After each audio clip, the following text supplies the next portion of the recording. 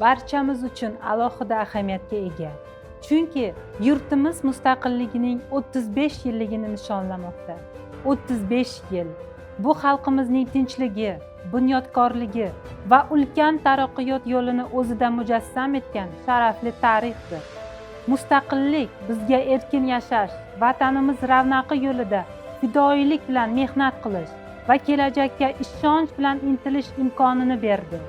Samarqand xalqaro aeroportida bojxona xodimi sifatida mamlakatimiz iqtisodiy xavfsizligini ta'minlash, yurtimiz manfaatlarini himoya qilish va yo'lovchilarga sifatli xizmat ko'rsatish men uchun katta sharaf va yuksak mas'uliyatdir.